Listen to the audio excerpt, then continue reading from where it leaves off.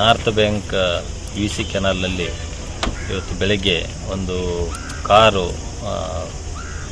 ಬಿದ್ದಿದ ಬಗ್ಗೆ ಒಂದು ಮಾಹಿತಿ ಬರ್ತದೆ. ಅದನ್ನು ಆಧರಿಸಿ KRS ಪೊಲೀಸ್ ಠಾಣೆ PSI ಮತ್ತು DSP CPI ಇವರೆಲ್ಲ ವಿಸಿಟ್ ಮಾಡಿ ನೋಡ್ತಾರೆ.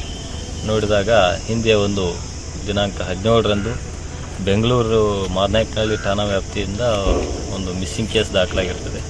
ಅಲ್ಲಿ ಕುಮಾರಸ್ವಾಮಿ ಮತ್ತು ಇಬ್ಬರು ಮಕ್ಕಳು ಮೈಸೂರಿಗೆ ಹೋಗ್ತೇವೆ ಅಂತೇಳಿ ಹೋದವರು ಬಂದಿರಲಿಲ್ಲ ಅಂಥೇಳಿ ಒಂದು ಮಿಸ್ಸಿಂಗ್ ಕೇಸ್ ದಾಖಲಾಗಿರ್ತದೆ.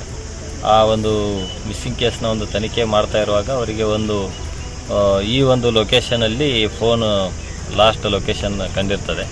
ಅದನ್ನು ಆಧರಿಸಿ ಅಲ್ಲಿ ಪೊಲೀಸ್ ಅಧಿಕಾರಿಗಳು ಇಲ್ಲಿ ವಿಸಿಟ್ ಸಹಿತ ಮಾಡಿರ್ತಾರೆ ಮತ್ತು ಅದರ ನಂತರದಲ್ಲಿ ಸಹಿತ ಬಾಡಿಯನ್ನು ಪತ್ತೆ ಮಾಡಲಿಕ್ಕೆ ಅಥವಾ ಮಿಸ್ ಆದವರು ಎಲ್ಲಿಯಾದರೂ ಹೋಗಿದ್ದಾರಾ ಏನಂತೇಳಿ ಪತ್ತೆ ಮಾಡಲಿಕ್ಕೆ ಸಾಕಷ್ಟು ಪ್ರಯತ್ನ ಮಾಡಿರ್ತಾರೆ. ಆದರೂ ಸಿಕ್ಕಿರೋದಿಲ್ಲ. ಯಾವುದೋ ಒಂದು ಕುರುಹುಗಳು ಸಹಿತ ಸಿಕ್ಕಿರಲಿಲ್ಲ ಮತ್ತು ಸಾಕಷ್ಟು ನೀರಿದ್ದರಿಂದ ಕೆನಾಲ್ದಲ್ಲಿ ಯಾವುದೋ ಒಂದು ಬಾಡಿ ಆಗಲಿ ಮತ್ತು ಕಾರ್ ಆಗಲಿ ಯಾವುದು ಕಂಡಿರೋದಿಲ್ಲ. ಇವತ್ತಿನ ದಿನ ಬೆಳಗ್ಗೆ ಈ ಒಂದು ಕಾರು ಸ್ವಲ್ಪ ಮೇಲೆ ಕಾಣ್ತಾ ಇದೆ ಅಂತೇಳಿ ಯಾರೋ ಮಾಹಿತಿ ಕೊಟ್ಟು ಆಧರಿಸಿ ಫೈರು ಮತ್ತು ನಮ್ಮ ಪೊಲೀಸ್ ಅಧಿಕಾರಿದವರು ಸೇರಿಕೊಂಡು ಈ ಕಾರನ್ನು ಮೇಲೆತ್ತಿದ್ದಾರೆ ಮತ್ತು ಕಾರಿನಲ್ಲಿ ಕುಮಾರಸ್ವಾಮಿ ಅಂತೇಳಿ ಆತನ ಇಬ್ಬರು ಮಕ್ಕಳು ಅದ್ವೈತ್ ಅಂತೇಳಿ ಮತ್ತು ಅಕ್ಷರ ಅಂತೇಳಿ ಇಬ್ಬರು ಮಕ್ಕಳು ಮತ್ತು ಅವನು 3 ಜನದ ಒಂದು ದೇಹಗಳು ಕಾರಿನಲ್ಲಿ ಸಿಕ್ಕಿದೆ. ಇದಕ್ಕೆ ಸಂಬಂಧಪಟ್ಟಂತೆ ಈಗ ಸಂಬಂಧಿಕರ ಜೊತೆ ನಾವು ವಿಚಾರಣೆ ಮಾಡ್ತಾಯಿದ್ದೀವಿ ಮತ್ತು ಮಾಡಿ ಅವರು ಪ್ರಕರಣವನ್ನು ಅವ್ರ ಕಡೆಯಿಂದ ತೆಗೆದುಕೊಂಡು ಮುಂದಿನ ತನಿಖೆ. ಕುಮಾರಸ್ವಾಮಿ ಏನು ಮಾಡ್ತಾರೆ ಸರ್?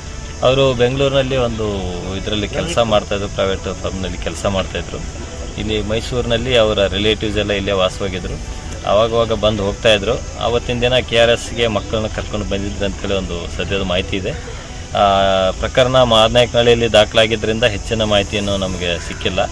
ಇನ್ನು ನಾವು ಈ ಪ್ರಕರಣವನ್ನು ದಾಖಲು ಮಾಡಿಕೊಂಡು ಸರ್, ಇದು ಆತ್ಮಹತ್ಯೆ ಅನಿಸುತ್ತಾ ಇಲ್ಲ ಆಕಸ್ಮಿಕ ಅನಿಸುತ್ತೆ? ಇಲ್ಲ, ನೋಡಬೇಕದು ಎಲ್ಲ ಆಯಾಮಗಳಲ್ಲಿ ನಾವು ತನಿಖೆ ಮಾಡಬೇಕಾಗ್ತದೆ.